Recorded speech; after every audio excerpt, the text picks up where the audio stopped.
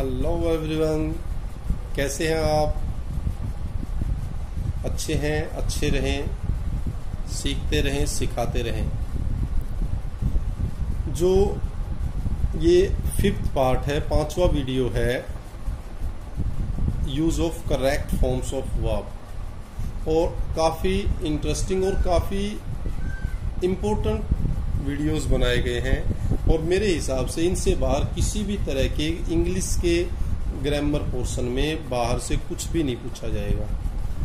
अब 5वां वीडियो है, ये भी काफ़ी इम्पोर्टेंट रहने वाला है, और इससे बाहर कोई किसी भी टेस्ट में कुछ नहीं पूछा जाएगा, ये मेरी पक्की गारंटी है। आज का जो टॉपिक है, agreement of verb and subject, या इसको कह देते हैं सब्जेक्ट वर्ब एग्रीमेंट। कहाँ पर किस वर्ब का यूज होएगा, किस तरह का सब्जेक्ट होगा, वो सारी चीजें हम इस वीडियो के अंदर सीखने जा रहे हैं, पढ़ने जा रहे हैं, देखने जा रहे हैं। तो स्टार्ट करते हैं आज का टॉपिक। इन प्रेजेंट टेंस, अगर प्रेजेंट की बात करें, प्रेजेंट में सारे टेंसेज आ गए हैं, इंडेफिनिट, कॉन्टिन्यूअस, परफेक्ट, वो सारे। तो अब देखते हैं फर्स्ट में प्रेजेंट इंडेफिनिट टेंस। इसमें कंफ्यूज नहीं होना है, तो कोई बात नहीं है। वर्ब की फर्स्ट फॉर्म SEIS की बात कर रहा हूँ। Simple, good. अगर आपकी जो इंग्लिश वर्ब्स हैं, वो इंग्लिश वर्ब पता होगा ना, डू, गो, ये सारी वर्ब्स वो S या ES से खत्म होती हैं, with the third person singular. अगर आपका जो सब्जेक्ट है वो सिंगुलर है, एक वचन है, ये रूल में पहले कई बार बताया गया, फिर बता रहा हूं कि अगर आपका सब्जेक्ट फर्स्ट पर्सन सिंगुलर है तो आपकी जो वर्ब फॉर्म होगी उसके साथ S या ES लग जाता है। ये कई बार बताया, फिर बता रहा हूं। फॉर एग्जाम्पल, अब एक काऊ, अब एक गाय है ना, तो क्या हो जाएगा वर्ब की फर्स्ट फॉर्म के साथ S या ES, ए काऊ ईट्स ग्रास। अगर आपका जो सब्जेक्ट है जो थर्ड पर्सन प्लूरल, अब एक से ज्यादा है, तो फिर क्या होगा, फिर वर्ब की फर्स्ट फॉर्म के साथ S या ES नहीं लगेगा, केवल वर्ब की फर्स्ट फॉर्म लगेगी। अब काऊ की जगह काउज हो जाए, ज्यादा हो जाए, काउज ईट ग्रास, यहाँ वर्ब की फर्स्ट फॉर्म आ जाएगी। फर्स्ट रूल था, समझ में आया होगा, इजी है, good. For interrogative and negative sentence, और इसी में अगर आप नेगेटिव या इंटेरोगेटिव सेंटेंस बनाते हैं इस टेंस के अंदर, तो वहां क्या होता है, ही, सी, इट या सिंगुलर नाउन, एक वचन के साथ क्या लगाओगे, डज।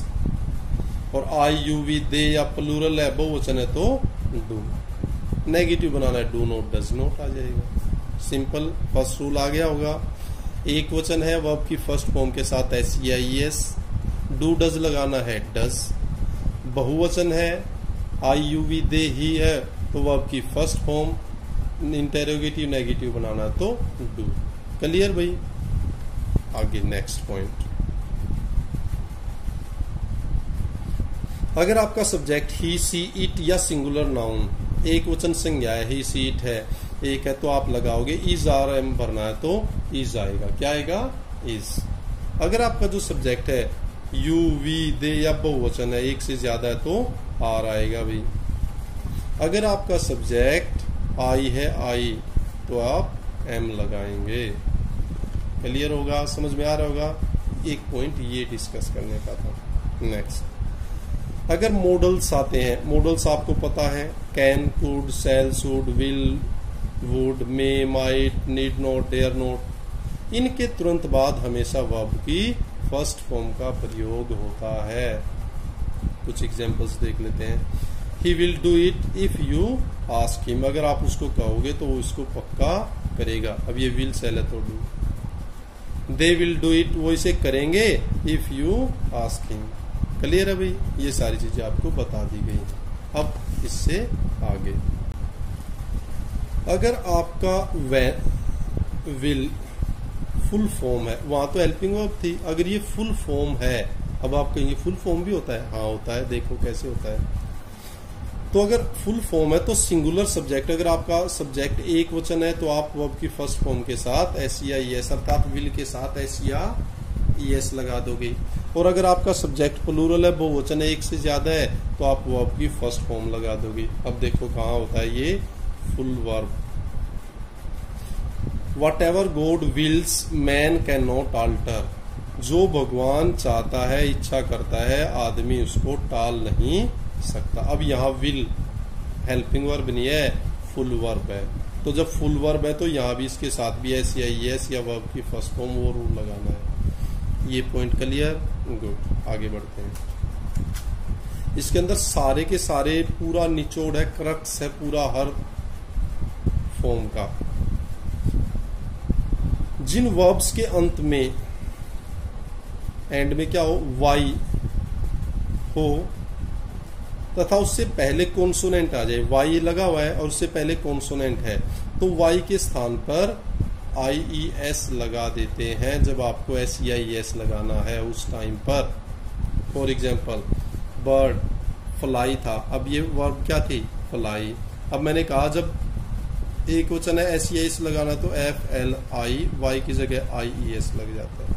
समझ में आ गया होगा? गुड। ट्राई है तो ट्राइज हो गया, वाई काट के IES, PTA PTs। When subject is, जब आपका जो सब्जेक्ट है वो वन ऑफ, क्या हो, वन ऑफ, और उसके तुरंत बाद प्लूरल नाउन बहुवचन संज्ञाएं हैं, तो उस टाइम पर आप इसको देखेंगे एक वचन में काउंट होता है। देखो एग्जाम्पल देख के समझ में आ जाएगा। वन ऑफ द टीचर्स, अब ये बहुवचन है, इनको नहीं देखना है कभी भी, हेल्पिंग वर्ब जब लगाओगे इसको देखना है। One of the friends, one of the employees, इनके साथ सिंगुलर वर्ब लगती है। कौन सी वर्ब लगेगी, सिंगुलर, एक वचन वाली, इनको एक वचन में काउंट करना है। और ये एग्जाम में बहुत बार पूछा जाता है, कॉम्पिटिटिव में तो पक्का हर बार पूछा जाता है, हर टेस्ट में।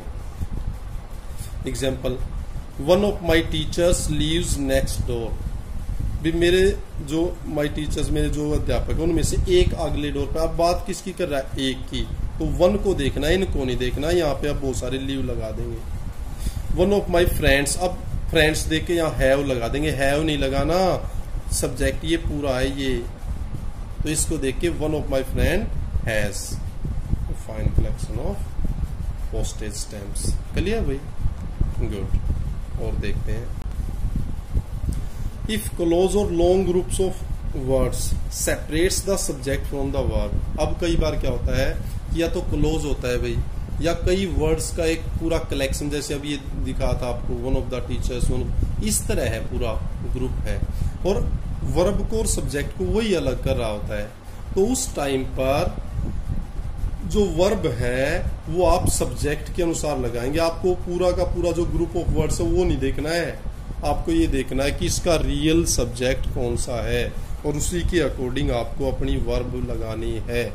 अब जैसे वो पीछे किया वन ऑफ द टीचर्स, अब टीचर्स देख के आप हैव लगा दोगे तो गलत है वो, क्योंकि वो मेन टीचर्स की बात नहीं कर रहा, वन ऑफ की, वन की बात कर रहा है। सेम इस तरह आप देखें, all the books which have been placed on that table by the window।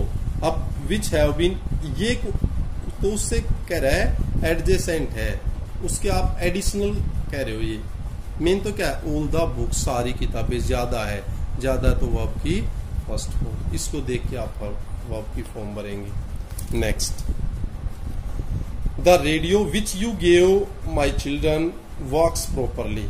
अब किसकी बात कर रहा है, माई चिल्ड्रन की बात नहीं कर रहा है, द रेडियो, जो रेडियो की बात कर रहा है। अब एक है तो यहाँ क्या आ गया, वर्क्स। बताओ भाई समझ में आया नहीं आया? देखो ये वर्क्स है, समझ में आया ना? गुड। आप इनको सीखते रहे, मैं गारंटी से कहता हूं कि हर टेस्ट को आप इंग्लिश में तो पूरे के पूरे नंबर लेंगे आप, और हर कंसेप्ट क्लियर होगा। जब सब्जेक्ट देयर, क्या हो, सब्जेक्ट देयर हो गई हो तो वर्ब रियल सब्जेक्ट के अनुसार। अब देयर को नहीं देखना है आपको, जो आपका रियल सब्जेक्ट है उसको देखना है। जो रियल सब्जेक्ट एक वचन है तो आप वर्ब भी एक वचन की भरोगे, और अगर रियल सब्जेक्ट एक से ज्यादा है तो आप वर्ब भी प्लूरल वाली भरोगे। अब देख लो वही कैसे है। There are many students in the class. अब क्या है, देयर के बारे में हमें कुछ नहीं पता, इसको देखना। मैनी स्टूडेंट्स एक से ज्यादा है तो यहाँ क्या आ गया, are. There is no reason, no reason कोई नहीं है तो क्या आ गया, इज। इसको नहीं देखा हमने, इसको देखा है, to doubt, to is honest. Clear है भाई? There is only one student in the room. अब क्या देखा हमने, वन स्टूडेंट, देयर नहीं देखा, तो अगर आगे देयर लगा हुआ है तो देयर नहीं देखना है, जो उसके बाद का जो रियल सब्जेक्ट है उसको देखो। एक वचन है तो एक वचन वाली वर्ब, बहुवचन है तो बहुवचन वाली वर्ब। क्लियर होगा भाई? गुड। जिस सब्जेक्ट में दो या दो से अधिक नाउन्स हों, सब्जेक्ट में दो से अधिक कैसे हो सकते? दो या दो से अधिक, जैसे कह दिया राम एंड श्याम, सीता एंड गीता, तो इस तरह Ram and Shyam have a car. अब दो हो गए, एक से ज्यादा हो गए ना, तो यहाँ क्या आ गया? हैव, तो यहाँ प्लूरल वर्ब लगेगी भाई। बार्ले व्हीट एंड राइस, अब तीन चीजें हो गई, बार्ले व्हीट एंड राइस, जो गेहूं चावल, और सीरियल, सीरियल होता है फसल। तो अब यहाँ जब ज्यादा है, एक से ज्यादा नाउन है, तो यहाँ आर आ गया। बताओ समझ में आया नहीं आया भाई? गुड। आगे और देखते हैं नेक्स्ट पॉइंट। जब दो या दो से अधिक नाउन, नाउन तो दो या दो से अधिक हैं, लेकिन एक मिश्रित वस्तु की ओर इशारा करे, लेकिन उनसे मिक्स होके एक चीज बन रही है। चीजें तो दो या दो से ज्यादा, जैसे अब किया था हमने बार्ले व्हीट और राइस, लेकिन उनसे बन गई है एक चीज, तो उस टाइम पर हम उनको प्लूरल नहीं मानेंगे, उनको सिंगुलर मानेंगे। देखें कैसे, तो वर्ब की सिंगुलर फॉर्म लगती है।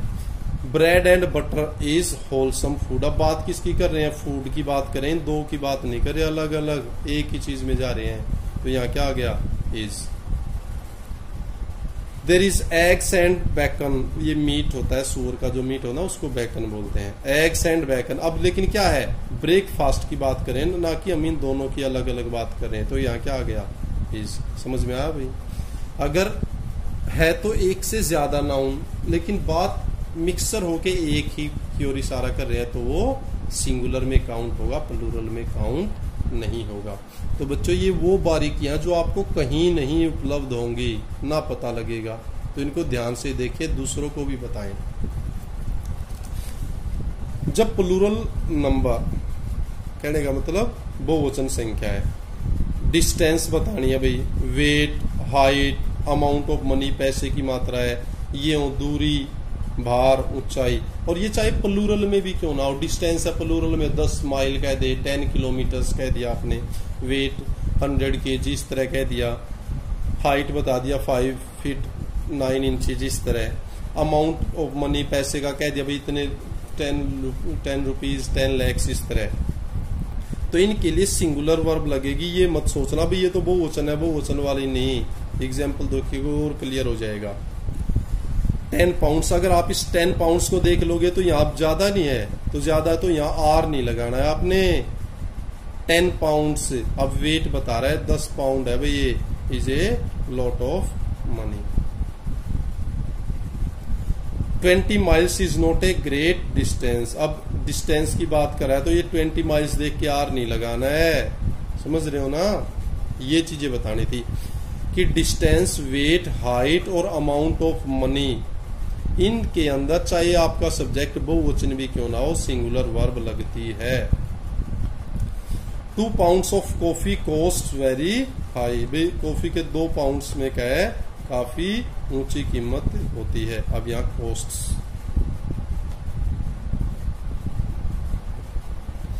£10 यहाँ वेट था भाई, 10 pounds is a lot of wait.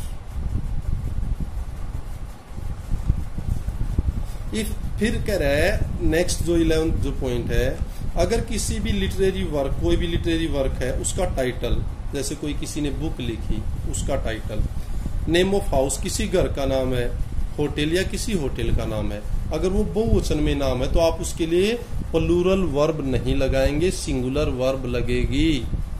Example देख लें और ज्यादा क्लियर हो जाएगा। द 39 स्टेप्स, अब ये 39 स्टेप्स बहुवचन है, ये बुक का नाम है, was written by John Bacon. तो अब बुक का नाम है तो द 39 स्टेप्स बुक का नाम है, कंपोजिशन का नाम है, तो ये सिंगुलर आएगा, वॉज आएगा, वर्ब नहीं आएगा। द रोज एंड क्राउन, ये भी किसी होटल का नाम है, is situated in the high street. अब किसी हाउस का या होटल का नाम है तो वहां भी इज आएगा। वैसे तो एंड आ रहा है, आर भर देंगे, लेकिन नहीं, यहाँ आर नहीं आएगा, क्या आएगा? इज आएगा।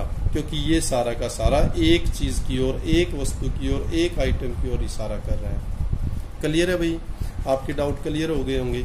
ये जो वीडियो थी इसके अंदर लगभग हमने हर तरह के यूजेज ऑफ फॉर्म्स कर लिए हैं, कहाँ पर क्या लगना है, किस तरह लगना है, कौन सी, और वो बारीक चीजें जो इवन की अच्छे बच्चे भी स्किप कर जाते हैं, मिस कर जाते हैं, वो सारे इस वीडियो के अंदर हैं। तो रिक्वेस्ट है कि आप इसको नोट भी कर लें, पढ़ें भी, देखें भी ध्यान से, और जब आप इन सारी चीजों को कर लेंगे तो आपको खुद रियलाइज होगा you have learned a lot, कि आपने बहुत सारी चीजें सीख ली हैं। तो उसी के साथ same message once again, keep on enjoying, keep on learning, stay safe, stay healthy, enjoy your time with your family, keep on learning. Thank you, thanks a lot.